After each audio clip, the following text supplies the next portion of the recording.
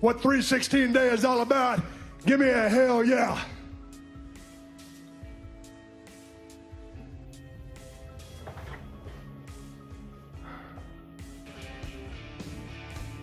Ladies and gentlemen, for the first time ever, WWE superstars will entertain you tonight in front of an empty arena. Ouais.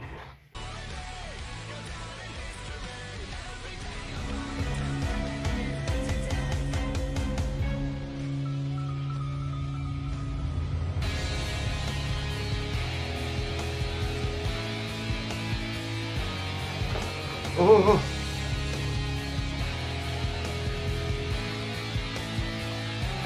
Est-ce que je vois bien là?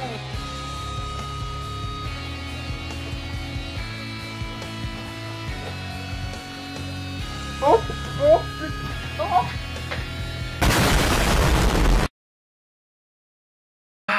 Ce matin, mardi matin, les amis, en me levant, voilà, je me levais tranquillement, tu vois, et je me suis dit, bon, on est parti, on va encore se taper un Raw de merde, sans public, sans rien, sans ambiance, et j'étais pas prêt, tu vois. Et là, depuis quelques semaines, j'essaie de retarder de plus en plus, tu vois, le moment où je regarde Raw le mardi, tu vois, parce que j'ai pas envie de... J'en ai marre, en fait. Ça me gave de voir un show où il n'y a pas d'ambiance, où il n'y a rien, sachant que en plus, à côté, tu as une promotion qui s'appelle la AEW. On va en parler dans quelques minutes hein, de ce qui s'est passé à Double or Nothing.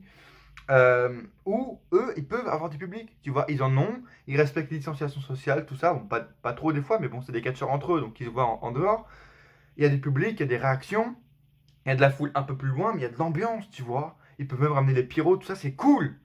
Et donc, quand je vois ce qui se passe à la All Elite, etc., quand je regarde des shows de la All Elite, là en plus j'ai tout rattrapé pour voir le pay-per-view de ce week-end, en quelques jours, et quand tu retombes là, quand je revois SmackDown hier, quand j'ai rattrapé hier, et là, j'ai fait non, j'ai pas envie de me retaper un Raw sans ambiance ou quoi, j'avais pas envie en fait, parce qu'ils peuvent le faire, depuis des mois, ils peuvent amener de la foule, du public, même des catcheurs, tu vois. Et donc là, je me lève, j'ai fait non, j'ai pas envie, tu vois. Donc j'ai essayé de regarder le plus, tu vois. J'ai regardé de YouTube, j'ai regardé d'autres promotions de catch, d'autres vidéos. J'ai essayé de me divertir de plus, de faire de plus de choses possibles avant de regarder cette merde, tu vois. Et puis j'ai vu, sur ma timeline Twitter, j'ai regardé tout ça, j'ai fait bon, pour le coup, champion. Ah, c'est cool. Je me suis fait spoil, mais bon, fallait s'en douter, tu vois. Et puis je vois, je défile, je vois, oh là, mais c'est bizarre, il y a des images, on dirait qu'il y a des choses qui bougent un peu dans le Performance Center, tu vois. Et puis je vois des vidéos où il y a du public, il y a de la foule. Je vois des vidéos où il y a du plexiglas, je me dis bon c'est bizarre. Et puis je vois, derrière il y a des gens qui applaudissent, qui bouent, qui sautent de joie. Et bah j'ai cru que j'ai rêvé, tu vois. J'ai vraiment cru à ce moment-là que j'étais en train de rêver, que je regardais la All Elite, tu vois. Parce que bon, on va pas se le cacher, la WWE n'aurait pas eu cette idée toute seule, sachant qu'ils peuvent le faire depuis des semaines. Ils ont recopié la All Elite, comme pour l'angle de la caméra, maintenant pour le retour de la foule, du public. C'est des catcheurs de NXT, les gars. Et ouais, on a au moins 30, 20, 30 catcheurs qui font l'ambiance, qui sont à NXT, qui sont au Performance Center et qui jouent le rôle du public. Un peu comme la All Elite. Donc, tant mieux, moi je m'en bats les couilles, c'est bien qu'il y ait de la concurrence parce que regardez, ils ont recopié la All Elite, mais tant mieux parce que c'est juste bien pour nous en fait. C'est bénéfique pour nous, on s'en fout de qui a pris exemple sur qui, avec de la foule. Et enfin, on va pouvoir re-regarder des shows WWE sans, tu vois, sans mourir et sans faire un AVC toutes les 3 minutes parce que, oh, c'est irregardable en fait. Irregardable. Donc je suis vraiment content. Je suis vraiment heureux. Les gars, merci de me rejoindre sur cette vidéo. Je voulais faire une review de Raw. Je voulais te faire de toute façon une review de Raw du premier Raw où il y aura du public. Tu vois, il y aura de la foule. C'est arrivé, c'est le moment. Bon. Plusieurs choses à dire quand même sur ça. Bon, c'est cool qu'il y ait des superstars. C'est des superstars de NXT. Il pourra amener des vrais gens, tu vois, des vrais fans comme à la All Elite. Bon. Il y a des trucs à améliorer, tu vois. Par exemple, le plexiglas de une. Bon, ça, oui, vous voulez faire distanciation sociale, bien. Enfin, non, en fait. Parce que c'est des catcheurs de NXT. Donc, de base, ils se voient dans les backstage. Tu vois, ils se voient dans les backstage. Les superstars qu'il y a dans le public, qui jouent le public, voient les superstars qu'il y a dans le ring, tu vois. Donc, ils peuvent se transmettre le... Enfin bref, ça n'a aucun sens, tu vois, de mettre du plexiglas Et en plus, c'est moche parce que ça fait plein de reflets partout, ça fait très serré, très petit. La deuxième chose aussi, c'est que je pense que là, maintenant qu'il y a le retour de la foule et qu'ils peuvent en refaire un peu, tu vois, des choix avec un peu d'ambiance, ce qui est directement plus agréable. Oh putain, c'est tellement plus regardable, quoi. Tous les matchs, nuls ou bien, toutes les promos, ah, c'est tellement plus décent, quoi. Tellement plus décent. Et je vous le dis, moi, j'allais arrêter. J'allais arrêter de regarder Raw et SmackDown sans public parce que quand tu vois la All Elite, quand là, j'ai rattrapé tous les shows de la All Elite ces derniers jours, je fais, mais non, c'est pas possible de regarder la All Elite et d'à côté d'apprécier ce qu'il y a à la WWE sans foule, sans ambiance. Comment ils peuvent le faire à la All Elite et ils n'y arrivent pas? Alors, heureusement, tu vois, heureusement qu'ils ont écouté, qu'ils ont pris exemple et qu'enfin on a de la foule. Mais justement, la deuxième chose, pour en revenir à ça, à changer, je pense que maintenant, il faut qu'ils aillent dans une salle pour accueillir le public, tu vois, qui est faite pour ça. Parce que là, c'est pas... C'est bien, c'est cool, enfin de l'ambiance, tout ça, mais il y a beaucoup de déco, il y a beaucoup de... C'est trop saturé, c'est trop brouillon, tu vois, quand il y a par exemple les musiques d'entrée, en plus du public, en plus des commentateurs qui parlent, la salle est très petite et ça résonne vite. Du coup, c'est beaucoup saturé. Et je pense que maintenant, la chose à faire pour les prochains enregistrements de Raw, de SmackDown, de NXT, c'est de bouger dans une salle qui est faite pour, comme la All Elite le fait. Eux, c'est même à l'air libre, tu vois, donc c'est encore mieux. Mais bon, s'ils veulent, par exemple, au Full Sail à NXT, qui est faite pour accueillir de la foule, des fans, et qui est plus grande en fait. Donc il y aura moins de résonance, parce que là, il y a beaucoup d'écho, et c'est assez irregardable. C'est assez lourd pour les oreilles, tu vois.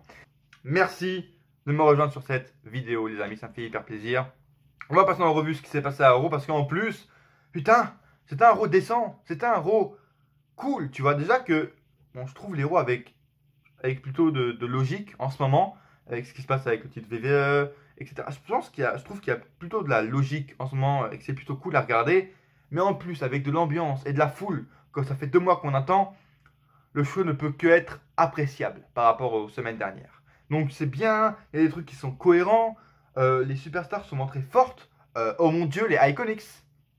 Qu'est-ce qui s'est passé quoi là, elles ont reçu un push de malade d'un coup.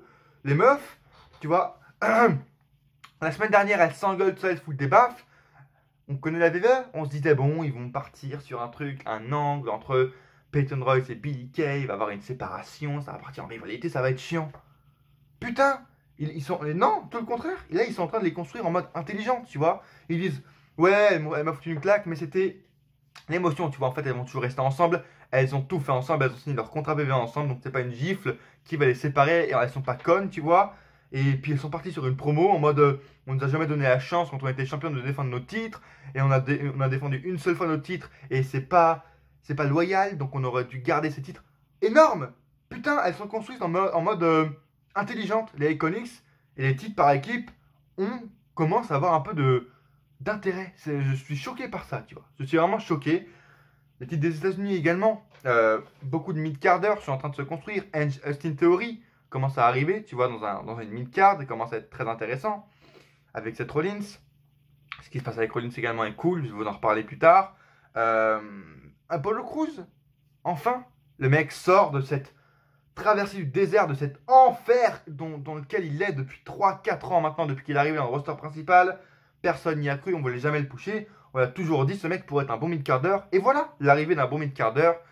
Apollo Crews gagne dans un match assez court le titre des États-Unis et il va enfin avoir ce qu'il mérite. Tu vois, le mec, 4 ans qu'il est là à garder, tu vois, un corps in shape de malade, mais à rien avoir, à avoir aucune opportunité. Là, il l'a enfin eu. Je pense que la foule, le public, même s'il n'y en a pas, tu vois, de vrais fans, je pense que les fans sont derrière lui. Et c'est cool ce qui se passe en ce moment. Mon mec, mon gars Andrade a perdu le titre, écoute. Bon, c'était comme ça devait arriver un jour. Tant mieux, ça va permettre peut-être de renouveler. Pourquoi pas aller vers le titre VVE? Andrade part vers le titre majeur, je pense qu'il mérite. Et il est capable, je pense. Bref, Apollo Crews est votre nouveau champion US. C'est du renouveau, c'est du frais. C'est pas un champion qu'on a depuis des années. C'est pas un Rey Mysterio, tu vois, donc ça fait plaisir. Enfin du sang neuf. J'ai hâte de voir ce qui va se passer avec lui, comment il va défendre. Ça va être cool. Oh, dites-moi vous, les gars, en commentaire, encore une fois, ce que vous avez pensé de ce Monday Night Raw.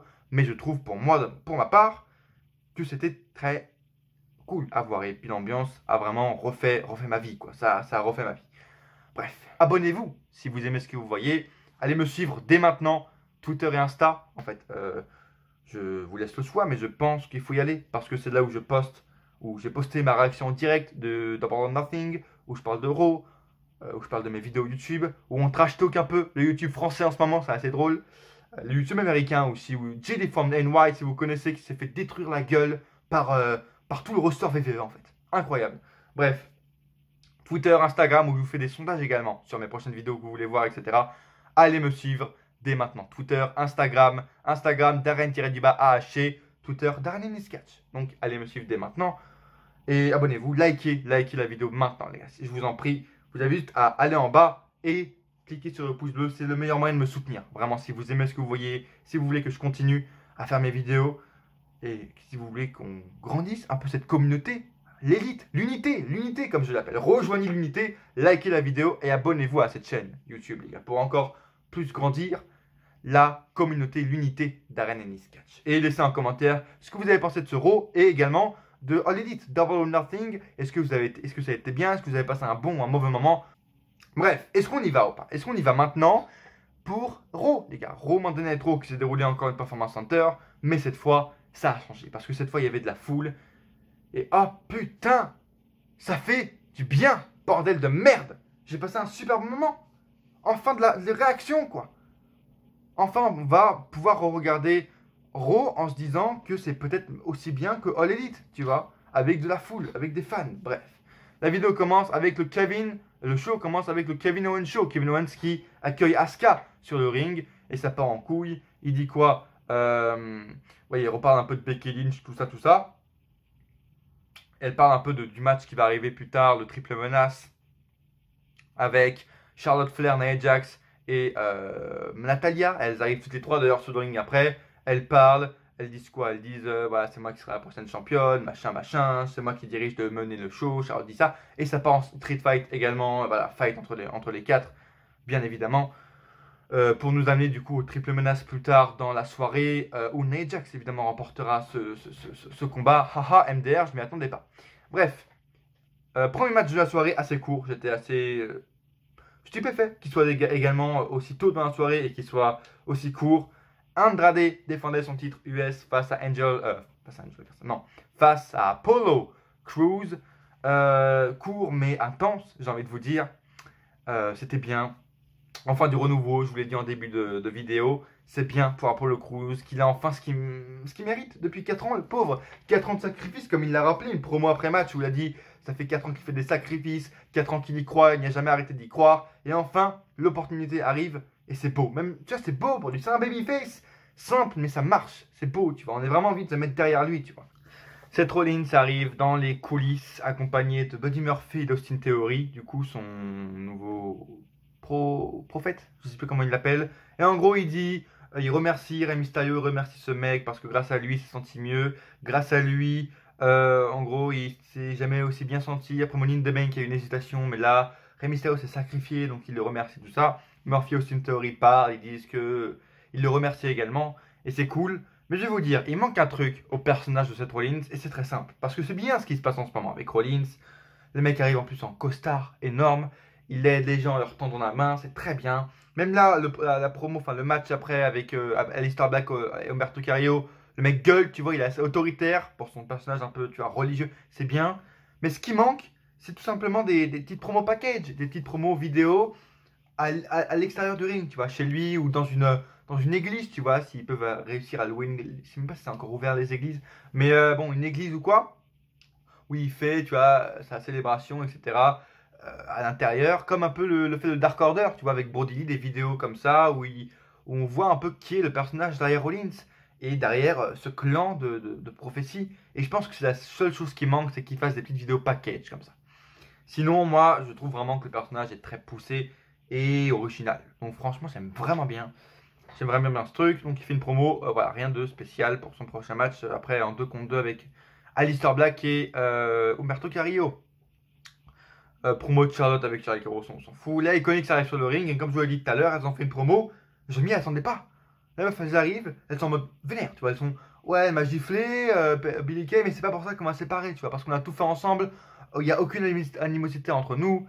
On a commencé le catch ensemble, on a signé notre contrat VVE ensemble, on a gagné ces titres ensemble, et on veut les regagner ensemble parce qu'on n'aurait jamais dû les perdre. On n'a eu qu'une seule chance, une seule défense de titre, etc.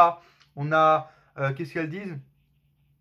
Elles disent que oui, en gros, les officiels n'ont jamais cru en eux et elles auraient dû garder ces titres, tu vois. Énorme. Et après, t'as Alexa Bliss et Nikki Cross également qui arrivent. Et Nikki Cross nous fait une promo de malade également, tu vois. Peyton Royce dit oh, voici, je sais pas qui, elle mérite pas de parler de tout ça. Et après, Nikki Cross, elle part dans un délire où elle raconte sa carrière, elle a quitté Glasgow, tout ça sans rien en poche. Elle arrive en Amérique, elle s'est construite elle-même, elle a gagné son pognon elle-même. Elle a rencontré Alexa Bliss qui l'a fait évoluer en sa personne. Waouh! Franchement, j'étais pas prêt. Et après, ça part en fight entre les deux équipes. Sûrement un match par équipe à Backlash. Et je suis hypé, bordel de merde! Enfin, une build-up pour les titres par équipe féminin. C'est la première fois de leur histoire, tu vois. Waouh! Et franchement, je m'y attendais pas. Dites-moi en commentaire ce que vous avez pensé de ça. Et je suis plutôt content parce que les Iconics méritent mieux, tu vois. On s'est toujours dit, wow, quand elles vont revenir, est-ce qu'elles auront un nouveau personnage? En fin de compte, elles n'ont pas un nouveau personnage, mais elles ont l'air plus agressives. Tu vois, et c'est ça que je veux. Putain. Franchement, les titres par équipe commencent à avoir de l'intérêt. Wow. C'est pas comme les autres titres par équipe où il y a eu quelque chose. Je vais vous en parler maintenant parce que je vais pas en parler plus. Voilà, les titres par équipe, les War Raiders et Street Profits ont encore fait un truc, tu vois. Cette fois, c'était le truc de golf où ils ont joué au golf, tout ça. Et à la fin, en gros, t'as les War Raiders qui ont plus de points que Street Profits. Ils croient qu'ils ont gagné, mais dans le golf, en fait, c'est celui qui a le moins de points qui gagne. Oh là là, du coup, oh, on vous a niqué. Bref, titre par équipe où on joue, tu vois, les titres. Allez, en golf. Voilà, comment on crédite nos champions par équipe, quoi. VIP Lounge avec MVP qui accueille Drew McIntyre avec du public. Enfin, première entrée de Drew McIntyre avec de l'ambiance, avec des fans qui l'applaudissent. Très très appréciable. J'aurais encore voulu plus de chants, tu vois, mais c'est des mecs de NXT, ils sont un peu bridés, je comprends. Il dit qu'il avait un peu peur qu'il y ait une embuscade avec Bobby Lashley, mais puis il dit que non, ça va pas se passer, il est pas là. Ils vont réserver ça pour Backlash. La dernière fois que McIntyre était son invité, il lui avait offert de devenir son guide pour qu'il puisse devenir champion. McIntyre dit qu'il n'a pas oublié, MVP dit qu'il n'a pas oublié aussi quand même que McIntyre lui a fait un Claymore après lui avoir offert d'être son ami, proposé d'être son ami, je pense. Et en gros, voilà, il dit que Bobby Lashley va être le futur champion, qu'il est le meilleur. Et je crois qu'il y a MVP qui se fait attaquer par McIntyre pour un peu, voilà, on sait ce qui va se passer plus tard dans la soirée. C'est bien. Si vous voulez savoir ce que je pense, encore une fois, du MVP qui challenge Bobby Lashley, enfin, Drew McIntyre. Non, Lashley qui challenge McIntyre, voilà, je vais y arriver. Je trouve que ça arrive un peu tard, tu vois.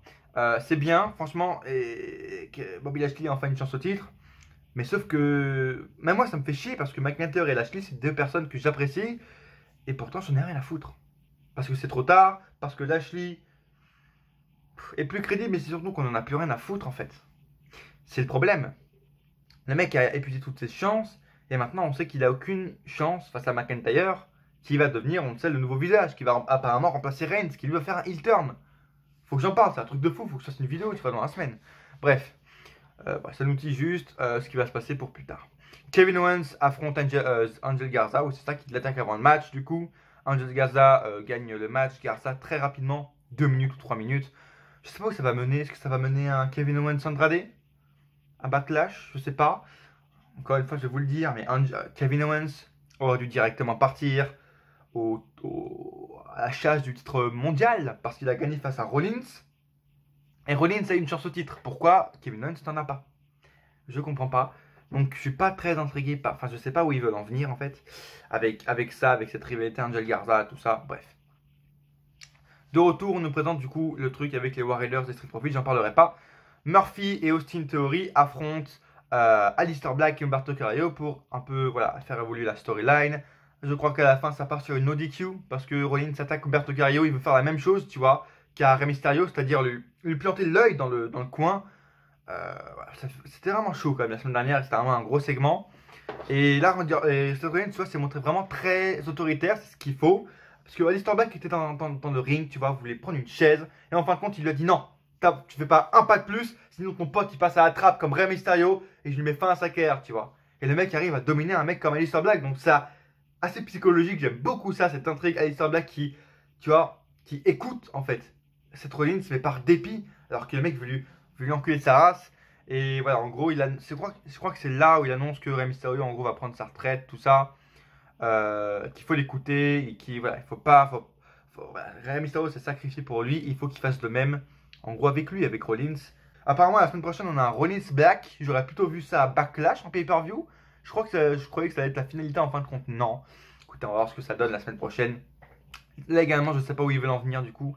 Si la finalité c'est pas Rollins contre Black, je sais pas où ils veulent en venir. Peut-être Mysterio, Rollins, ça fait 4 fois qu'on le voit, bon j'ai pas trop envie, ça fait 10 000 fois qu'on le voit en 2 mois. Bref. De retour en coulisses, on a une promo d'Edge encore une fois et elle est tout énorme. Encore une fois, c'est Edge.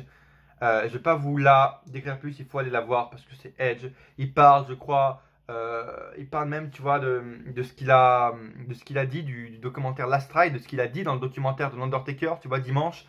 Il a dit qu'à ce moment-là, il était encore à la retraite.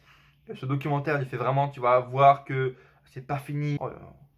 Et voilà, il hype encore ce qui va se passer dans le greatest wrestling match ever. Ça, putain, c'est un truc de... Je sais pas pourquoi il le... Comment il a...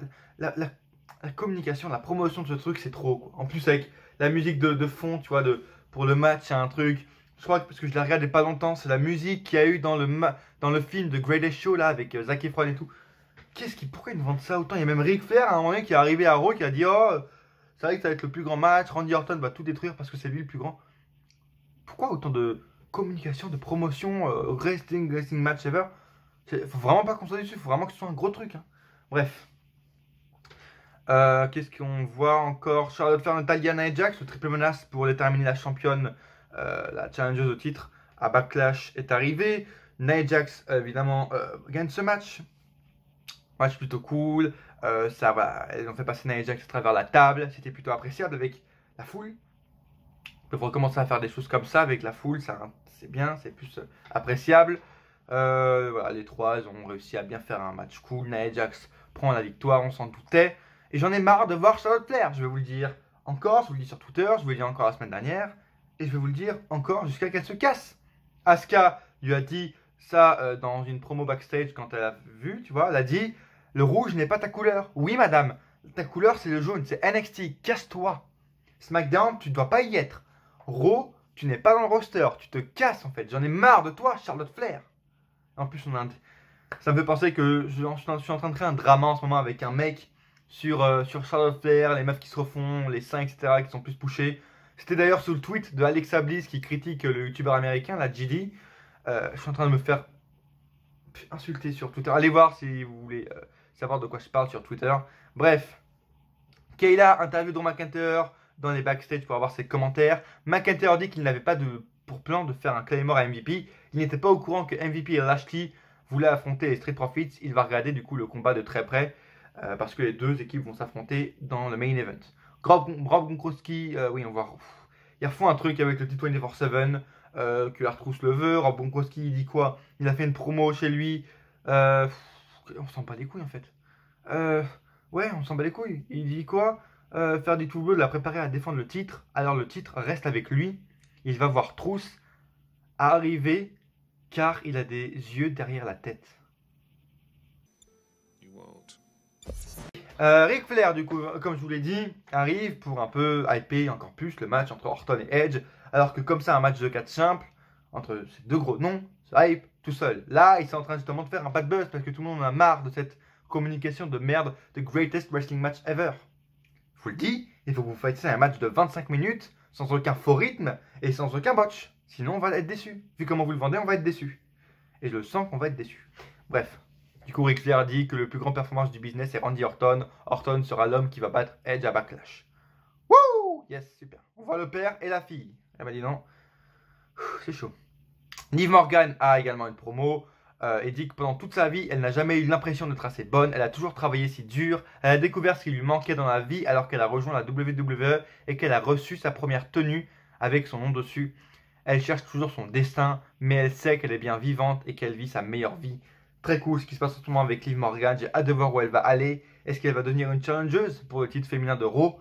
En tout cas, elle le mérite, comme je vous l'ai dit la semaine dernière dans ma review de Raw. Une bonne catcheuse. J'ai hâte de voir comment elle va évoluer. Et le main event, Lashley MVP affronte les Street Profits. Ça part sur une disqualification à la fin du match de Bobby Lashley qui reste sur le ring trop longtemps. Et McIntyre du coup arrive pour partir sur une street fight avec Bobby Lashley. Et à la fin, il y a même des catcheurs qui étaient dans le public qui viennent intervenir. Hein. C'est vrai que les catcheurs sont là, les plexiglas sont là pour séparer les catcheurs qui représentent les fans et les catcheurs qui catchent. En fin de compte, à la fin, ils reviennent tous sur le ring. Encore une fois, la logique WWE. Bref, à la fin, ça part en street fight entre McIntyre et Lashley. Et écoutez, ils essaient de nous hyper comme ils peuvent. Ce match pour le titre WWE, ça m'intrigue de voir un affrontement entre les deux. Peut-être que ça peut être bon, mais ça, je ne crois pas une seconde à une victoire de Lashley. Donc bon, écoutez, c'est comme ça. Raw se termine ainsi. Le premier show WWE depuis 2 mois avec du public. Et voilà, peu importe ce qu'on peut dire, ça fait quand même plaisir. Vous me l'avez demandé sur Twitter, vous avez demandé mon avis, etc. Je ne vais pas en faire une vidéo spéciale parce que bon, maintenant il y a Raw, etc. Donc je vais directement inclure ici ma mini review de Raw, de All Elite, de Double or Nothing, ce qui s'est passé ce samedi soir, est-ce que j'ai apprécié ou pas. Et je vais vous le dire concrètement. Bon, déjà c'était trop long. C'était beaucoup trop long. 4 heures, je veux dire, on critique la WWE pour ça depuis des mois, comme quoi leur show dure trop longtemps, etc. Alors Elite fait la même erreur. Et c'est pas parce que c'est la All Elite que c'est bon, tu vois. NXT ferait ça, on critiquerait pareil. Et là, ça a beau être la All Elite, c'est beaucoup trop long. Bref. Et du coup, j'ai du mal à m'accrocher à ça parce que je veux dire, quand tu as des matchs, peut-être que c'est l'habitude, tu vois. Peut-être que j'ai réfléchi à ça et peut-être que je me dis qu'on est conditionné, tu vois, par exemple, pour les matchs MJF Jungle Boy. 17 minutes. C'était beaucoup trop long. À plein de moments dans le match, je me suis dit non, c'est un match de mid-card, il mérite pas autant de temps, tu vois. Et peut-être que justement, il méritait autant de temps, mais on est conditionné, nous, fans de la WWE, à se dire, bon, les matchs de mid-card, pour les titres mineurs, doivent durer 10 minutes, 12 minutes, tu vois. Peut-être que c'est ça, mais le match était bon en plus. Mais même, je trouve que c'était beaucoup trop long. C'est MJF Jungle Boy, c'est pas des gros mid-carders, c'est pas un Lance Archer ou un Cody Rhodes, donc il mérite pas plus de 10 minutes. Et puis le placement était trop bizarre, moi je l'aurais mis en milieu ou en fin de carte. Le placement également a tout fait foirer. T'as le match Casino Battle Royale déjà qui commence le show, mais c'est d'une lenteur, d'un malaise. Le concept est bizarre, c'est un mélange de Royal Rumble parce que t'as une superstar qui arrive toutes les 2 minutes et en même temps un mélange de Money in the Bank, le mec t'a décroché la manette, mais avec comme stipulation que le gars, tu vois, il y a une arrivée Rumble, mais s'il y a un gars qui arrive à décrocher la mallette avant que tout le monde arrive, enfin la mallette, le jeton avant que tout le monde arrive pour décrocher une chance au titre poids lourd, le match est terminé. Mais ça ne tient pas debout, votre truc, parce qu'en fait, il y avait 8 superstars et une 9e superstar qui était mystère, tu vois. Et on savait très bien que t'es 20 ans, que t'es 5 ans, tu sais très bien que personne va décrocher le jeton ou la mallette avant que la 9e superstar arrive. C'est tout l'enjeu de ce match, c'est qui va être la 9e superstar. Est-ce que ça va être un McViver, un Brian Cage? Ça a été le cas, je suis très content que Brian Cage ait fait ses débuts à la All Elite, qu'il a enfin une grande salle, tu vois, une grande visibilité pour briller. Il mérite ça vraiment, ça fait des années que je suis Brian Cage et je suis très content pour lui. Mais c'était trop long. Et là, tu vois, ils sont tombés dans ce match, ils sont tombés dans le truc dans lequel je craignais le plus de la All Elite, c'est-à-dire, ils veulent être mainstream, mais des fois, ils vont tomber, tu vois, et ils vont faire des trucs comme ça, c'est-à-dire faire du spot fest pour faire du spot fest, faire des interventions pour faire des interventions comme Marco Stunt, ou voilà, ce qui s'est passé avec Orange Cassidy, c'était pas mal, mais les 2 mecs de SCU, là, Scorpio Sky et Frankie Kazarian, passent pour des cons à vendre les spots de Orange Cassidy, les spots de Marco Stunt. Faire du spot pour faire du spot. Je vous le dis, hein, c'est la chose avec laquelle j'ai eu le plus peur et que voilà, laquelle j'ai le plus pensé quand ils ont ouvert leur promotion. Je me suis dit, ah, ils veulent être mainstream, mais ils engagent que des mecs qui font du spot fest. Et est-ce qu'ils vont arriver à équilibrer? Et même dans les Dynamite, et même là dans ce show, on le voit, ils veulent être mainstream, mais ils gardent ce truc de faire du spot fest pour faire du spot fest. Et moi, ça m'a coupé l'envie dans ce match. Logique. Au final, c'est bien sûr Brian Cage qui prend ce jeton, le participant mystère, et qui va aller affronter le champion poids lourd, je ne sais pas quand ça va être, John Moxley. Mais voilà, très bien pour lui, mais le match était beaucoup trop long. Et pour en revenir, voilà, lors des matchs, très bizarre. T'enchaînes avec un MJF Jungle Boy en 2e match. 3e match, Cody Rhodes, Lance Archer. Votre match, le titre que vous avez promu depuis des mois, où vous faites un tournoi, oh mon dieu, Cody Rhodes, oh mon dieu, vous mettez Jake Roberts dans la rivalité, oh, en 3e. Et puis après, ils enchaînent avec c'était quoi, un match, encore un match simple, après un match féminin, après le segment Sean Spears, Le pauvre Shawn Spears qui se fait squash.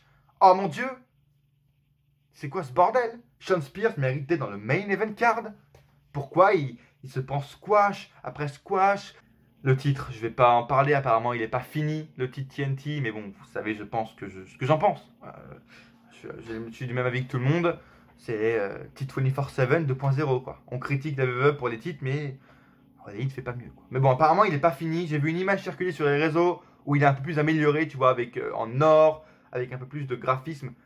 Je pense que c'est celui-là qui va être utilisé, j'espère en tout cas. Là, je pense que c'est un modèle de démo, tu vois. Ils voulaient le mettre parce qu'ils n'ont pas fini apparemment à cause du confinement, tout ça, bref.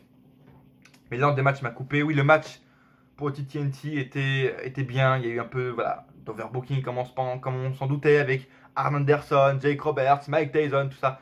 Mike Tyson, super, tu vois, qui avec ses expressions faciales, il s'en battait des couilles totales, mon Dieu. Bref. Et Cody wins, hein. Cody Cena wins, lol. Le mec, non, je ne serai pas Triple H, je ne me bookerai pas en tant que champion de ma propre promotion. C'est ça. Vraiment ce qui a sauvé le show pour moi, toute la partie, tu vois, jusqu'au match féminin, Chris Statlander, tout ça, c'était trop long, pourri. Donner même 12-13 minutes à un match féminin avec Chris Statlander, etc. Ça mérite pas autant, ça mérite le pré-show, ça. Désolé. Mais bon, ce qui a sauvé, c'est vraiment les 3 derniers matchs. Donc, le match féminin, Hikaru Shida contre Nyla Rose. Hikaru Shida prend le titre et devient la nouvelle championne. Ça, je m'y attendais vraiment pas pour le coup. Et c'est plutôt bien, tu vois. On est un peu surpris. Et clairement, c'était un des meilleurs matchs féminins pour moi de l'histoire de la All Elite depuis qu'ils ont débuté. C'est pour moi un des meilleurs matchs. Clairement, les deux ont très bien su vendre leur spot. Un peu d'extrême, un peu de un sorte de Extreme Rules, tu vois, ils sont à l'extérieur, etc. C'était cool.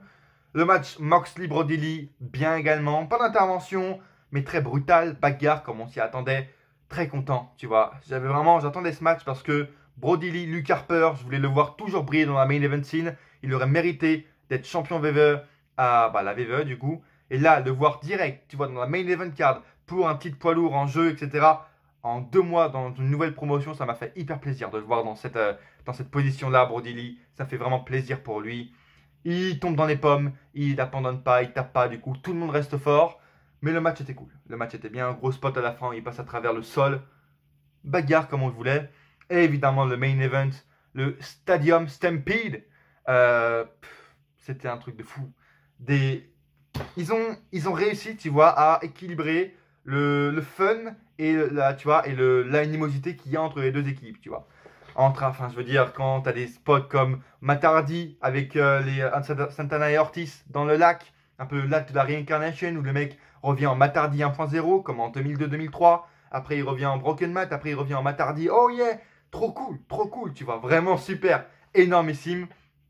Et les spots avec Hangman Page également. Je crois que ce mec est en train de devenir un de mes catcheurs préférés actuellement, ever. Enfin, pas ever, mais actuellement. Du coup, c'est énorme. Segment tu vois, dans le bar avec son cheval où le mec court Sammy Guevara également, le truc, ils ont fait le machin mais sur toute la longueur du stade avec Matardi, Kenny Omega dans la voiture de golf, énormissime, vraiment énormissime. Hangman Page où il sert à boire à Jack Swagger et puis après ils se battent et ils ont réussi, tu vois, à équilibrer ça avec l'animosité qu'il y a avec des gros spots de Nick Jackson où il fait un moonsault, où il s'est cassé une côte je crois, le segment de fin, oh mon dieu, c'est, je pense, oui, c'est l'une des premières fois depuis des mois, voire des années, où j'ai vraiment été choqué, mais genre, où j'ai vraiment eu peur pour un spot. Vraiment. Il était tellement long. Waouh, là, vous avez vu la hauteur, là, waouh. Le spot Sammy Guevara qui se prend un One Win Angel de Kenny Omega, c'est la première fois, je crois, où j'ai autant eu peur dans un spot. Tu vois, j'étais vraiment, le mec est mort, est décédé pour de vrai. C'était un truc de fou. On a vu qu'il y avait de la mousse évidemment en dessous. Mais la chute, je veux dire, putain, elle était tellement longue. Alors que c'était court, tu vois, 2-3 secondes. Mais c'est long pour une chute. L'impact au sol. Waouh. Énorme. C'est un des plus gros spots depuis ces dernières années dans le monde du catch, vraiment. Et c'était un des meilleurs moyens de finir ce match. L'élite, les gars, gagne ce match. Je n'y m'attendais pas, vraiment. Moi, je comptais voir les heels, vu que c'est eux qui ont choisi la stipulation. Pas de revival, effectivement. Je pense qu'ils vont arriver plus tard. Ils sont encore. Si vous avez vu le dernier Being the Elite, les mecs font encore tease un peu, tu vois, des trucs avec les revivals. J'aurais cru qu'ils seraient arrivés dans ce match, en fin de compte, non. Mais bon, je peux pas trop juger ce match, tu vois, ça. Je peux pas mettre de notes non plus, mais c'était énorme. C'était ce qu'on veut voir même à la WWE. Un truc comme ça. C'était pas cinématographique, tu vois, parce qu'il n'y avait pas d'ambiance, de musique derrière. Et pourtant, ils ont vraiment carrément réussi leur coup. C'était différent, fun, et ça a super bien marché. Merci les amis de m'avoir suivi durant cette vidéo. Review de All Elite et review de Raw en même temps, peut-être que la vidéo sera un peu longue. Désolé, mais écoutez, si vous l'avez regardé jusqu'à la fin, laissez un like. Si vous l'avez regardé jusqu'à la fin également, dites-moi dans les commentaires si vous êtes un vrai, tu vois, si vous l'avez regardé jusqu'à la fin, c'est que vous êtes un vrai. Abonnez-vous les amis pour ne rater aucune vidéo sur la chaîne Darren Ennis Catch.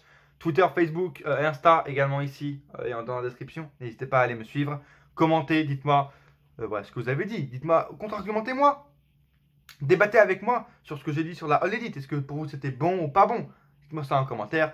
Pareil pour vous, est-ce que vous trouvez que c'est une bonne idée qu'il y ait du public, seulement 20 personnes ou 30 personnes ou qu'il n'y ait rien? Dites-moi ça dans les commentaires. Et à coup sûr, on se retrouve dans une prochaine vidéo. Ou pas.